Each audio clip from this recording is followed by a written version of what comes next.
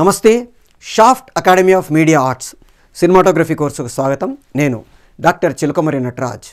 Cinematography course గురించి మనం చాలా ఎలిమెంట్స్ని డిఫరెంట్ మాడ్యూల్స్లో ఎలాబొరేటెడ్గా డిస్కస్ చేసుకుంటూ వస్తున్నాం. థియరీ ఏంటి, ప్రాక్టికల్ ఏంటి, థియరీలో నేర్చుకున్న దాన్ని ప్రాక్టికల్ ఎలా అప్లై చేసుకుంటూ పోతాం, వీటన్నిటి నుంచి డిస్కస్ చేసుకుంటూ అసలు 5 స్టేజెస్ ఆఫ్ ఫిల్మ్ మేకింగ్లో ఏ స్టేజ్లో సినిమాటోగ్రాఫర్ ఇన్వాల్వ్మెంట్ ఉంటుంది, ఎలా ఉంటుంది మాట్లాడుతూ, ప్రీ ప్రొడక్షన్లో ఏముంటుంది, ప్రొడక్షన్లో ఏముంటుంది డిస్కస్ చేసుకుంటూ ఫిల్మ్ మేకింగ్ ప్రాసెస్లో సినిమాటోగ్రాఫర్ ఇన్వాల్వ్మెంట్ ఎక్కడెక్కడ ఉంటుంది డిస్కస్ చేస్తూ వస్తూ ఉన్నాం. ఆ ప్రాసెస్లో చాలా ఇంపార్టెంట్ సబ్జెక్ట్ ఈస్థెటిక్స్.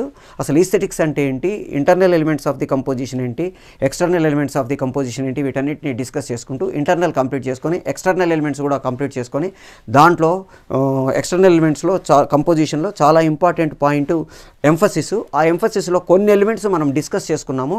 ఇప్పుడు మరికొన్ని ఎలిమెంట్స్ గురించి ఈ మాడ్యూల్లో డిస్కస్ చేసుకుందాం. Emphasis by moment.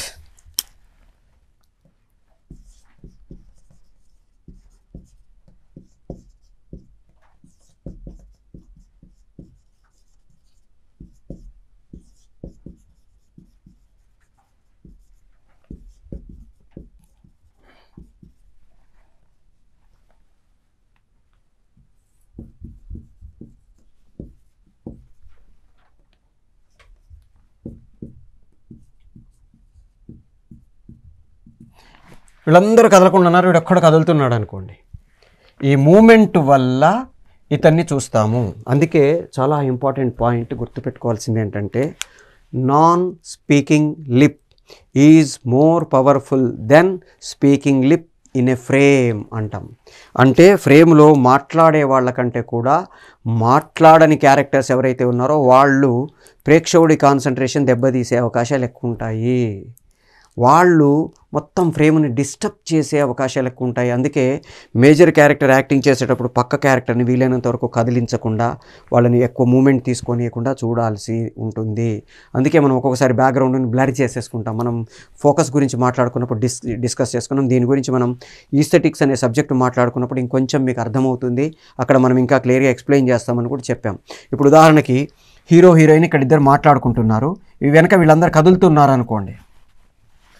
ఆటోమేటిక్గా మనకు తెలియకుండా డిస్టర్బెన్స్ వస్తుంది. నిన్న మన స్టూడెంట్ ఒకళ్ళు ఫ్రేమ్ చూపించి ఇక్కడ అమ్మాయి ఉంటే ఈ వెనక ఎవరో కదులుతున్నారు. సార్ ఇది కదిలించకూడదు కదా, ఇది నాకెందుకో డిస్టర్బెన్స్ అనిపించింది సార్ అని అడిగాడు. ఎస్, దాన్ని మనం ఎంఫసిస్ బై మూమెంట్ అంటామయ్యా. వీళ్ళ మాటల కంటే కూడా నేను దీన్ని చూస్తా. వాడెవడు, ఎందుకు కదులుతున్నాడు, వాడికి ఏం సంబంధం అని చూస్తాను తప్ప నేను వీళ్ళని చూడను, వీళ్ళ మాటలు వినను. అందుకే నాన్ స్పీకింగ్ లిప్ అంటున్నాము. స్పీకింగ్ లిప్, నేను మాటల కంటే కూడా కదలికలు ఎప్పుడూ పవర్ఫుల్గా ఉంటాయి. ఎందుకంటే కన్ను అనేది తొందరగా మనల్ని డైవర్ట్ చేస్తుంది చెవుల కంటే కూడా. నేను ఇప్పుడు ఇక్కడ మీకు క్లాస్ చెప్తుంటే ఆటోమేటిక్గా ఇక్కడి నుంచి ఎవరైనా వెళ్ళారనుకోండి, మీరు నన్ను చూడరు, ఆటోమేటిక్గా వెళ్ళే వాళ్ళని చూస్తారు. వీళ్ళు ఎవరు, ఎందుకు కదులుతున్నారో అని చూస్తాం. అందుకని ఎప్పుడూ కూడా ఒక ఫ్రేమ్లో మేజర్ ఇంపార్టెంట్ టాపిక్ నడుస్తూ ఉన్నప్పుడు, మాట్లాడుతున్నప్పుడు వెనక ఏ కదలికలు లేకుండా, డిస్టర్బెన్సులు లేకుండా ఫ్రేమ్ని కంపోజ్ చేసుకోవాల్సిన బాధ్యత డైరెక్టర్ది. అక్కడ వెనక ఏదైనా కదలికలు ఉన్నాయనుకోండి, ఇక్కడ వీళ్ళు ఏం మాట్లాడారో వినడం మర్చిపోతాం, వాళ్ళని చూస్తాము. అందుకని చాలా జాగ్రత్తగా మనం కంపోజ్ చేసుకోవాలి. ఉదాహరణకి ప్రజానాయకుడు ప్రకాశం అని ఒక ప్లే చేస్తున్నాం. ఆ ప్లేలో మద్రాసు బీచ్లో, ఉదయవనం బీచ్లో, మెడ్రాస్ కూడా కాదు, ఉదయవనం బీచ్లో ప్రకాశం పంతులు గారు కాంగ్రెస్ కార్యకర్తలందరినీ కూర్చోబెట్టి ఆయన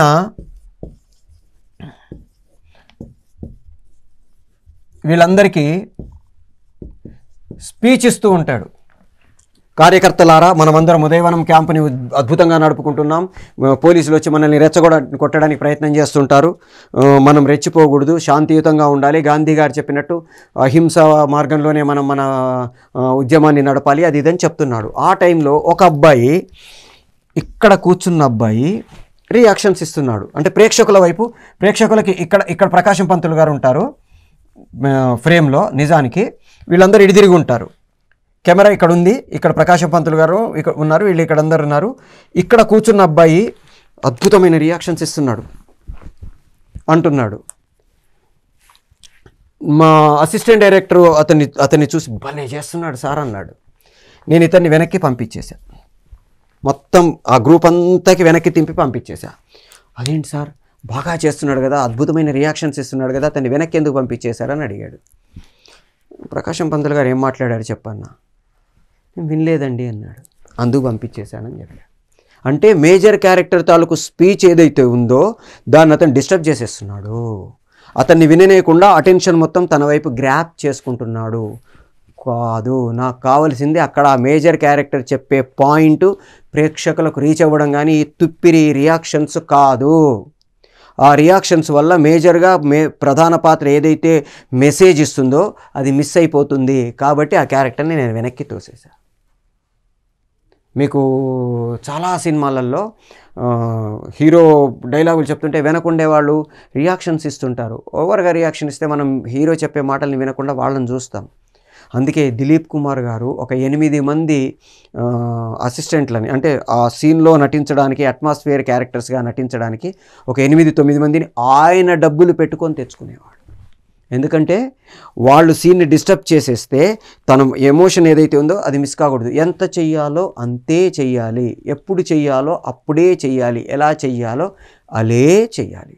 అలా కాకుండా మేజర్ క్యారెక్టర్ తాలూకు దాన్ని డిస్టర్బ్ చేసేటట్టుగా ఉంటే ఆ సీన్ మొత్తం రసాభాస అయ్యే అవకాశం ఉంటుంది. అందుకని కంపోజిషన్లో చాలా జాగ్రత్తలు తీసుకోవాలి. Right, next off screen emphasis.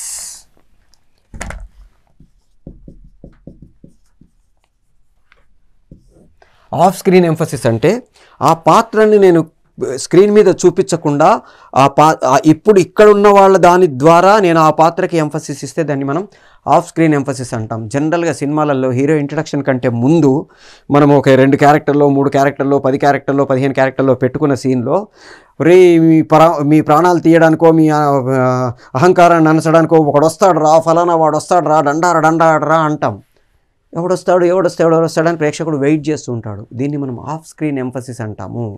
అంటే పాత్రని చూపించకుండా ఆ పాత్ర గురించి మాట్లాడడం ద్వారా, ఆ పాత్రని ఎలివేట్ చేయడం ద్వారా, ఆ పాత్రని హైలైట్ చేయడం ద్వారా మనము ఆ పాత్రకి ఎంఫసిస్ ఇవ్వడాన్ని మనం ఆఫ్ స్క్రీన్ ఎంఫసిస్ అంటాము. అంటే పాత్ర స్క్రీన్ మీద లేకపోయినా ఈ పాత్రకి మనం ఎంఫసిస్ క్రియేట్ చేయడానికి ట్రై చేస్తాము. నెక్స్ట్ టెక్నికల్ ఎంఫసిస్ అంటాం.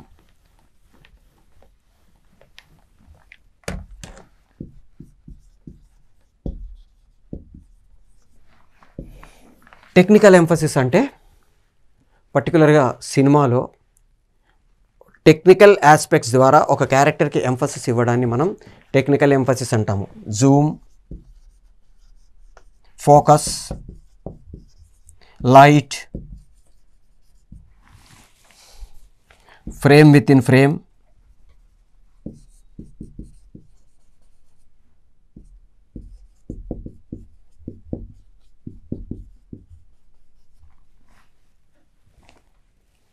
మ్యూజిక్,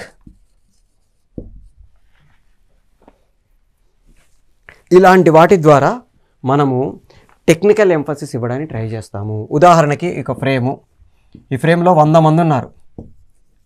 నేనేం చేస్తా, ఈ క్యారెక్టర్కి జూమ్ చేసి ఈ క్యారెక్టర్ని నేను ఎస్టాబ్లిష్ చేస్తా. వీళ్ళందరూ కాదు నాకు ఇంపార్టెంట్, వీడు అని ఒక ఫీలింగ్ కలుగుతుంది. లేదా ఈ క్యారెక్టర్ క్లోజ్ పెట్టుకొని ఈ క్యారెక్టర్ నుంచి నేను జూమ్ బ్యాక్ చేస్తా. అప్పుడు ప్రేక్షకుడు ఈ క్యారెక్టర్నే చూస్తాడు. ఓకే, ఆ క్యారెక్టర్ నాకు ఇంపార్టెంట్, అందుకే ఆ క్యారెక్టర్ నుంచి బయటకు వచ్చాడు అని ఒక ఫీలింగ్ ప్రేక్షకుడు కలిగి ఆ జూమ్ ద్వారా ఇన్ అవుట్ ఏది చేసినా ఆ క్యారెక్టర్ పట్ల ఎంఫసిస్ పెరుగుతుంది. నెక్స్ట్ ఇది ఫోకస్. అవుట్ ఫోకస్ చేయడమో, షిఫ్ట్ ఫోకస్ చేయడమో ద్వారా ఈ క్యారెక్టర్ నుంచి ఈ క్యారెక్టర్కి ఎంఫసిస్ మార్చడమో, ఈ క్యారెక్టర్ నుంచి ఈ క్యారెక్టర్కి ఎంఫసిస్ మార్చడమో, లేదా మొత్తం అందరిని అవుట్ ఫోకస్ చేసి ఒక క్యారెక్టర్ని ఫోకస్ చేయడం ద్వారా అతనికి ఎంఫసిస్ క్రియేట్ చేయడానికి ట్రై చేస్తాము. అట్లాగే లైట్, స్పెసిఫిక్లీ స్పాట్ లైట్ వేయడమో, లేకపోతే కలర్ లైట్ వేయడమో, లేకపోతే ఎక్స్ట్రా లైట్ వేయడమో, ఇలా చేసి ఆ క్యారెక్టర్కి ఎంఫసిస్ క్రియేట్ చేయడానికి ట్రై చేస్తాం. ఉదాహరణకి చంద్రముఖి సినిమాలో రజనీకాంత్ గారు పైనుంచి దిగి నడుచుకుంటూ వస్తుంటే రఘురామ్ గారు హోమం చేస్తూ మధ్యలో వెళ్ళి మీరేనా ఇది చేసింది అని అడుగుతాడు. అప్పుడు రజనీకాంత్ గారి కళ్ళకి ఒక స్పెషల్ లైట్ వేశారు. అట్లాగే జ్యోతిక గారు అంటే చంద్రముఖి క్యారెక్టర్గా మారిపోయినప్పుడు నాకా అంటుంది. ఆ టైంలో కళ్ళ మీద ఒక స్పెషల్ లైట్ వేస్తాం, ఎక్స్ట్రా లైట్. అట్లాగే వినమట్టే అని మంచం లేపుతుంది. ఆ మంచం లేపినప్పుడు కూడా మీరు అబ్జర్వ్ చేస్తే స్పెషల్ లైట్ జ్యోతిక గారి కళ్ళ మీద మాత్రమే వేస్తాం. ఈ లైట్ వల్ల తెలియకుండా ప్రేక్షకుడికి ఆ క్యారెక్టర్కి ఒక ఎంఫసిస్ వస్తుంది. Next frame with in the frame అంటే ఇది ఫ్రేమ్లో ఇక్కడ మనం ఇంకొక ఫ్రేమ్ని ఏదో తలుపో ఇంకొకటో పెట్టుకొని ఇక్కడ ఈ క్యారెక్టర్ని పెడతాం. మిగతా క్యారెక్టర్స్ అన్నీ బయట ఉంటాయి, ఫ్రేమ్ బయట ఉంటాయి. ఈ స్పెషల్ ఫ్రేమ్ లోపల ఆ క్యారెక్టర్ ఉంటుంది. టెక్నికల్గా మనకు తెలియకుండా ఈ క్యారెక్టర్ని చూస్తాము. దాన్ని ఫ్రేమ్ విత్ ఇన్ ఫ్రేమ్ అంటాం. Next music. ఆ క్యారెక్టర్కి మనం ఇచ్చే అడిషనల్ మ్యూజిక్, స్పెషల్ మ్యూజిక్ ద్వారా మనం మ్యూజిక్ గురించి మాట్లాడుకున్నాం. Character music, caricature music, comment music, special music, mood music, ఇట్లా రకరకాల మ్యూజిక్స్ గురించి మనం ఒక మాడ్యూల్లో డిస్కస్ చేసుకున్నాం. అట్లా ఈ క్యారెక్టర్కి ఒక స్పెషల్ మ్యూజిక్ చూస్తున్నాడు. ఇప్పుడు మీకు దానవీర శూరకర్ణ మీరు అసలు దుర్యోధనుడి క్యారెక్టర్ వస్తుంటేనే మీకు వెనక ఒక మ్యూజిక్ వస్తుంది. టడన్ అని అంటుంటే ఆ నడక మూమెంట్ దానికంతటికి ఈ మ్యూజిక్ సపోర్ట్ చేసి ఆ క్యారెక్టర్ తాలూకు ప్రతి అడుగుకి మనకు మ్యూజిక్ యాడ్ అవుతుంటుంది. కాబట్టి మనకి ఎమోషనల్గా దాన్ని మనం ఫాలో అవుతూ వస్తాము. దాన్ని మనము టెక్నికల్గా మ్యూజిక్ ఎంఫసిస్ అంటాము. ఇట్లా రకరకాల విధాల్లో మనం ఎంఫసిస్ క్రియేట్ చేసుకొని ఏ క్యారెక్టర్ని చూడాలి అనేది మనం డిజైన్ చేసుకోవడానికి ట్రై చేస్తాము. ఇవన్నీ కాకుండా ఎంఫసిస్ బై డైరెక్షన్ అంటాం. Last but not the least emphasis by direction అంటాం. అంటే ఏ పాత్రని ప్రేక్షకుడు చూడాలి ప్రయారిటీ లెవెల్స్ ప్రకారము.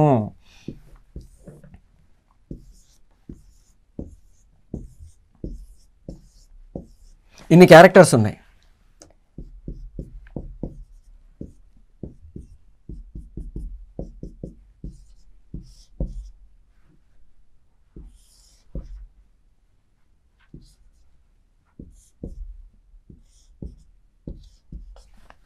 ఇప్పుడు ఇందులో అన్నిటికంటే ఏది ఇంపార్టెంటు? ఇప్పుడు ఇన్ని క్యారెక్టర్స్ ఉన్నాయి. ఈ క్యారెక్టర్ దీన్ని చూస్తుంది, ఈ క్యారెక్టర్ దీన్ని చూస్తుంది, ఈ క్యారెక్టర్ దీన్ని చూస్తుంది, ఈ క్యారెక్టర్ దీన్ని చూస్తుంది, ఈ క్యారెక్టర్ దీన్ని చూస్తుంది, ఈ క్యారెక్టర్ దీన్ని చూస్తుంది. ఇప్పుడు అన్నిటికంటే ఏది ఇంపార్టెంట్? సెంటర్లో ఉంది కదండి, ఇది ఇంపార్టెంట్ అని ఫీలింగ్ కలగచ్చు. ఓకే, ఇప్పుడు మార్చుకుందాం మనం కొంచెం.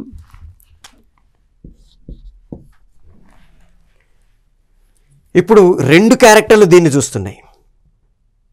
ఒక క్యారెక్టరే దీన్ని చూస్తుంది, ఒక క్యారెక్టరే దీన్ని చూస్తుంది, దీన్ని రెండు క్యారెక్టర్లు చూస్తున్నాయి, దీన్ని ఒక క్యారెక్టర్ చూస్తుంది. ఇప్పుడు అన్నిటికంటే ఏది ఇంపార్టెంటు? ఆటోమేటిక్గా మనకి కన్ఫ్యూజన్ లేకుండా చెక్ చేసుకుంటే ఈ క్యారెక్టర్ను చూసిన వాళ్ళం ఇక్కడ చూస్తాము, ఇక్కడ చూసిన వాళ్ళం ఇక్కడ చూస్తాము, ఇక్కడ చూసిన వాళ్ళం ఇక్కడ చూస్తాము. ఇక్కడ ఇదేది చూడట్లేదు కాబట్టి ఇక్కడ ఆగిపోయాము. రైట్? ఒక లేయర్ ఆఫ్ ఎంఫసిస్. ఈ క్యారెక్టర్ని చూసిన వాడిని ఇక్కడ చూస్తాను, మళ్ళీ ఈ క్యారెక్టర్ ఇటు చూస్తుంది కాబట్టి ఇక్కడ చూస్తాను, ఇక్కడ ఆగిపోయాను. రెండో లేయర్ ఆఫ్ ఎంఫసిస్. ఈ క్యారెక్టర్ని చూసిన వాడిని ఇక్కడ చూస్తాను, మూడో లేయర్ ఆఫ్ ఎంఫసిస్. ఏ క్యారెక్టర్ను చూసినా ఆటోమేటిక్గా తిరిగి ఈ క్యారెక్టర్ దగ్గరకు వచ్చి ఆగిపోతున్నాను. సో ఆటోమేటిక్గా ప్రేక్షకుడు ఏ క్యారెక్టర్ని చూసినా ఇక్కడ వచ్చి ఆగిపోతాడు. అందుకని సి క్యారెక్టర్ అన్నిటికంటే ఫస్ట్ ప్రయారిటీలో ఉంది. తర్వాత సెకండ్ ప్రయారిటీ ఏ క్యారెక్టర్కి ఉంది, థర్డ్ ప్రయారిటీ బి క్యారెక్టర్కి ఉంది. అట్లా మనం ఏ క్యారెక్టర్ని మనం ఎంఫసైజ్ చేయాలంటే మిగతా క్యారెక్టర్స్ అన్ని దాన్ని చూసేటట్టు చేస్తాము. ఇప్పుడు ఉదాహరణకి 10 మంది ఉన్నారు, 10 మంది ఒకళ్ళని చూస్తున్నారు అనుకోండి, ఇలా ఆటోమేటిక్గా ఈ 10 మందిని చూసిన ప్రేక్షకుడు ఆ క్యారెక్టర్ని చూస్తాడు. దీన్ని మనం ఎంఫసిస్ బై డైరెక్షన్ అంటాము. ఇట్లా మన ఫ్రేములో మనం కంపోజ్ చేసుకునేటప్పుడు ఏ క్యారెక్టర్ని ప్రేక్షకుడు చూడాలి, ఏ దృష్టితో చూడాలి, బాస్ లాగా చూడాలా, లేకపోతే గ్రూప్ లాగా చూడాలా, ఎలినేట్ చేసి చూపించాలా, డైరెక్షన్ ద్వారా చూపించాలా, కాంట్రాస్ట్ చేసి చూపించాలా, అట్లా రకరకాలు. ఇప్పుడు ఉదాహరణకి అందరు నిలబడి ఉన్నారు, ఓ వ్యక్తిని పడుకోబెట్టామనుకోండి, ఆటోమేటిక్గా ఈ క్యారెక్టర్ని చూస్తాను నేను. అట్లాగే అందరు నిలబడి ఉన్నారు, ఓ వ్యక్తి కూర్చొని ఉన్నాడు అనుకోండి,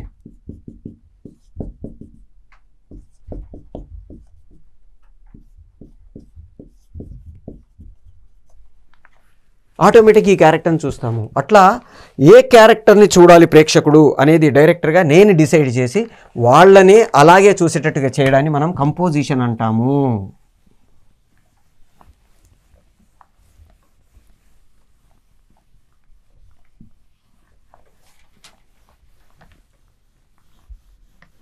ఇప్పుడు కంపోజిషన్ ఎందుకు చెయ్యాలి, అలాగే ఎందుకు చెయ్యాలి, రూల్స్ ఆఫ్ కంపోజిషన్ అంటాం.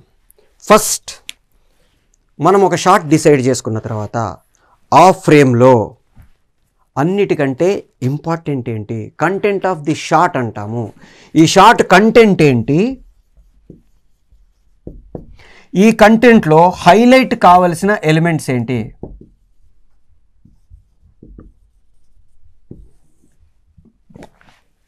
ఒక ఫ్రేమ్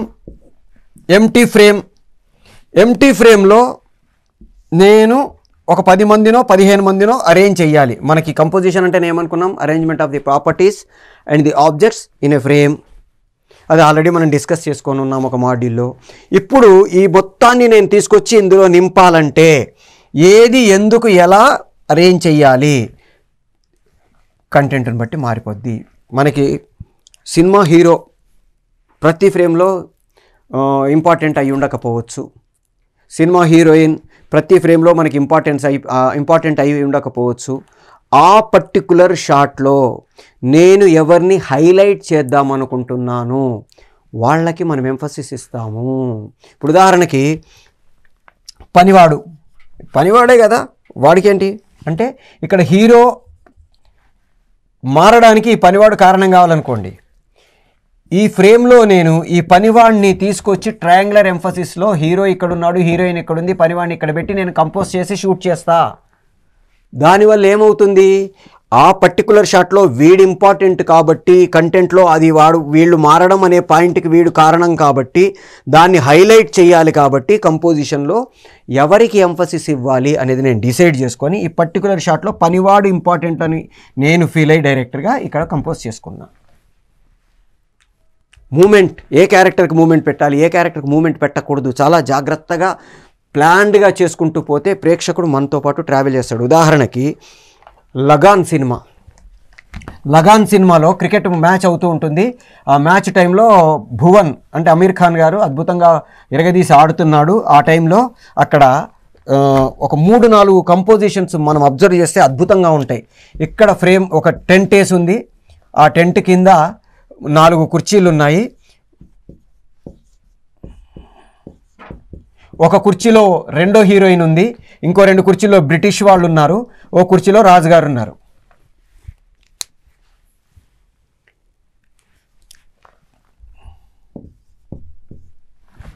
ఇక్కడ ఒక షాట్లో భువన్ ఇరగదీసి 6 కొట్టేసరికి రాజుగారు ఎంఫసిస్ బై మూమెంట్ అన్నామే, తన మెడలో ఉన్న హారం తీసేసి వాడికి ఇచ్చేద్దాం అన్నంత ఊపు వచ్చి ఒకసారి చుట్టూ చూసుకొని మళ్ళీ ఆగాడు. ఇది నేను జస్ట్ క్లోజ్ ఫ్రేమ్ పెట్టుకొని టెక్నికల్గా నేను తీసుకున్నాను. ఎందుకని టెక్నికల్గా అంటే మిగతా వాళ్ళందరి మధ్యలో ఆయన ఇట్లా తీసింది తెలియదు, పెట్టేసింది తెలియదు, ఆయన ఎక్స్ప్రెషన్ తెలియదు. అందుకని క్లోజ్ షాట్ పెట్టుకొని స్పెషల్గా టెక్నికల్ ఎంఫసిస్ లాగా దాన్ని తీసుకున్నాం. వెరీ గుడ్, అయిపోయింది. మిగతా టైంలో వీళ్ళు చప్పట్లు కొట్టారు, వీళ్ళు చప్పట్లు కొట్టారు, రాజుగారు చప్పట్లు కొట్టారు, అంతా అవుతుంది. లాస్ట్కి ఈ అమ్మాయి నాకు హైలైట్ కావాలి, భువన్ గెలిచేశాడు, అందరూ చప్పట్లు కొడుతున్నారు, ఆ అమ్మాయి చప్పట్లు కొట్టింది, ఏంటి తేడా? అందుకని ఏం చేశాడు, నెమ్మదిగా ఈ అమ్మాయి లేచి చప్పట్లు కొడుతూ ఇక్కడికి వెళ్ళింది.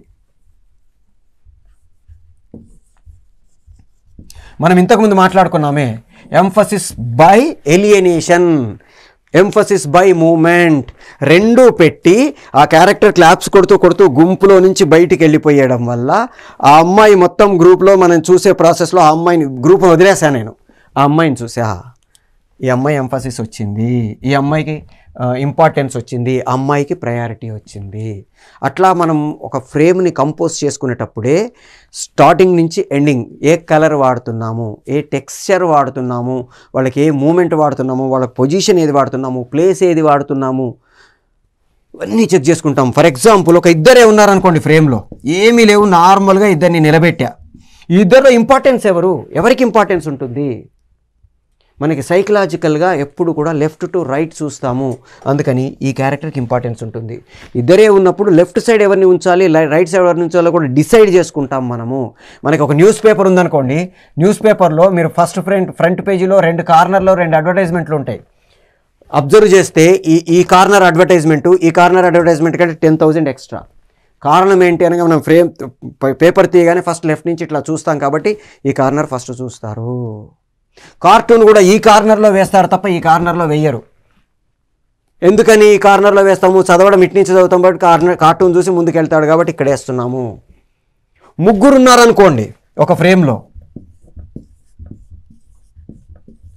ఆటోమేటిక్గా సెంటర్లో ఎవరుంటే వాళ్ళు ఇంపార్టెంటు. 5 ఉంటే సెంటరు, 7 ఉంటే సెంటరు, 4 ఉన్నారు, 6 ఉన్నారు, అప్పుడు ఏం చేయాలి? అప్పుడు మళ్ళీ rules and regulations. First left ఎవడుంటే వాడు, ఆ తర్వాత నెక్స్ట్ ఎవరు, అట్లా మనము ఇంపార్టెన్స్ ఇచ్చుకుంటూ వెళ్తాం. వీటికి మళ్ళీ అడిషనల్గా second layer, third layer check చేసుకుంటూ వెళ్తాము. దీన్ని మనం ఎంఫసిస్ అంటాము. ఎంఫసిస్కి సపోర్టింగ్గానే స్టెబిలిటీ, ఒక రకంగా చెప్పాలంటే రెండో పాయింట్ స్టెబిలిటీ. ఎంఫసిస్కి సపోర్టింగ్ ఎలిమెంట్ అది. అంటే ఎంఫసిస్ని మనం ఫిక్స్ చేసి ఎండార్స్ చేసి ప్రేక్షకులకి ఎస్ వీళ్ళే నా ఇంపార్టెంట్ క్యారెక్టర్, ఈ సిచ్యుయేషన్లో వీళ్ళే ఇంపార్టెంట్ అని ఏదైతే ఎస్టాబ్లిష్ చేస్తున్నామో దాన్ని మనం స్టెబిలిటీ అంటే. ఉదాహరణకి ఇంతకుముందు మనం గీసుకున్నాం 3 భాగాలు. రాజుగారు ఇక్కడ ఉన్నారు, ఈ రాజుగారు ఇంపార్టెంట్ అందరికీ తెలుసు, వీళ్ళ వల్ల రాజుగారికి ఇంపార్టెన్స్ వచ్చింది ఆటోమేటిక్గా తెలుసు. ట్రయాంగులర్ ఎంఫసిస్ చేసాము, ఎంఫసిస్ బై హైట్ ఇచ్చాము, అన్నీ చేసాము. దీనికి తోడుగా ఇక్కడొక భటుణ్ణి నేను 2 కర్రలు ఎట్టుకోనో 2 విద్యామర్లు ఎట్టుకోనో పెడతాను. ఏమవుతుంది, ఆటోమేటిక్గా ఈ మొత్తంలోకి ఎటు తిరిగినా ఈ క్యారెక్టర్కి ఇంపార్టెన్స్ వస్తుంది. దీన్ని స్టెబిలిటీ అంటాము. అంటే ఒక క్యారెక్టర్కి ఎంఫసిస్ ఇచ్చినప్పుడు మోర్ దెన్ 1 టైప్స్ ఆఫ్ ఎంఫసిస్ని యాడ్ చేస్తే, అంటే కాంట్రాస్ట్, వేరే కలర్ షర్ట్ వేసాను, అటు తిరిగి ఉన్నాడు అంటే 2 ఎంఫసిస్లు నేను యాడ్ చేశాను. బై డైరెక్షన్, అందరూ వీడినే చూస్తున్నారు, వీడొక్కడు కదులుతూ ఉన్నాడు, వీడికొక్కడికి స్పెషల్ లైట్ వేసాము, దీన్ని స్టెబిలిటీ అంటాము. అంటే ఎంఫసిస్ ఇచ్చిన తర్వాత ఆ ఎంఫసిస్కి సపోర్టింగ్గా ఇంకా కొంచెం ఎలిమెంట్స్ని యాడ్ చేసి ప్రేక్షకుడికి కన్ఫ్యూజన్ లేకుండా వీడి కాకపోవచ్చేమో వీడేమో, వీడు కాకపోవచ్చేమో వీడేమో అని ఇట్లాంటి కన్ఫ్యూజన్స్ ఏమీ లేకుండా ఏ క్యారెక్టర్ని ప్రేక్షకుడు చూడాలి అని నేను అనుకుంటున్నానో వాణ్ణే చూసేటట్టుగా చేయడం అనేది మనం స్టెబిలిటీ అంటాము. అంటే మోర్ దెన్ 1 ఎంఫసిస్ క్రియేట్ చేసి ఆ క్యారెక్టర్ని స్టేబుల్ చేయడాన్ని, ఆ ఎంఫసిస్ని స్టేబుల్ చేయడాన్ని మనం స్టెబిలిటీ అంటాము. సో ఇట్లా మనకి ఇంకా కొన్ని ఎలిమెంట్స్ ఉంటాయి. మనకి ఎక్స్టర్నల్ ఎలిమెంట్స్లో ఇంకా కొన్ని వీటి గురించి మనం ఇంకొక ఎపిసోడ్లో మాట్లాడుకోవడానికి ట్రై చేద్దాము. ఇంకా చాలా డీటెయిల్డ్గా చెప్పుకోవాలి కాబట్టి ఆ 2 మనం ఇరికిచ్చేసినట్టుగా మాట్లాడుకోకుండా వేరే ఎపిసోడ్లో డిస్కస్ చేసుకోవడానికి ట్రై చేద్దాం. షాఫ్ట్ అకాడమీ మనకి డిఫరెంట్ కోర్సెస్ని ఆఫర్ చేస్తుంది. ఫిలిం ఇండస్ట్రీకి సంబంధించి film making, fine arts, animation 3 major wings, చాలా ఇంపార్టెంట్ వింగ్స్. ఈ ఇంపార్టెంట్ వింగ్స్లో ఉండే డిఫరెంట్ కోర్సెస్ని, డిఫరెంట్ క్రాఫ్ట్లని మనకు చాలా ఈజీగా, సింపుల్గా, అతి తక్కువ ఫీజులతో మనకు ఆఫర్ చేస్తుంది. Potti Sriramulu Telugu university, Annamalai university, Krishna university లాంటి యూజీసీ రికగ్నైజ్డ్ యూనివర్సిటీస్ సర్టిఫికేషన్ తోటి అథెంటిక్గా వాటి అఫిలియేషన్తో మనకి కోర్సెస్ ఆఫర్ చేస్తుంది. మీరు ఎట్లాగైతే ఇప్పుడు డైరెక్షన్ కోర్స్ నేర్చుకుంటున్నారో మిగతా కోర్సెస్ కూడా స్క్రిప్ట్ రైటింగ్ కావచ్చు, యానిమేషన్ కావచ్చు, ఫైన్ ఆర్ట్స్ కావచ్చు, డిజిటల్ పెయింటింగ్ కావచ్చు, ఇట్లా రకరకాల కోర్సెస్ నేర్చుకుంటే మీరు ఇప్పుడు ఏదైతే నేను ఈ చేసిన క్లాసెస్లో మీకు ఎంఫసిస్ ఎట్లా ఇవ్వాలి, ఒక పని చెయ్యాలి, ఇక్కడ పెట్టాలి, ఇది అన్నారనుకోండి, ఆ విజువల్గా బొమ్మ గీసి చూపించడమో లేకపోతే విజువల్గా ప్రజెంట్ చేసిన దాంట్లో ఉండేంత ఇంపాక్ట్ మామూలుగా చెప్తే ఉండదు. మీరు పిచ్ డెక్ తయారు చేసుకోవాలన్నా, స్టోరీ బోర్డ్ తయారు చేసుకోవాలన్నా మీకు మోర్ దెన్ 1 క్రాఫ్ట్స్ ఉంటే మీకు అద్భుతంగా మిమ్మల్ని మీరు ప్రూవ్ చేసుకోవడానికి అవకాశం ఉంటుంది. అందుకని మిగతా కోర్సెస్ కూడా నేర్చుకోవడానికి ట్రై చేయండి.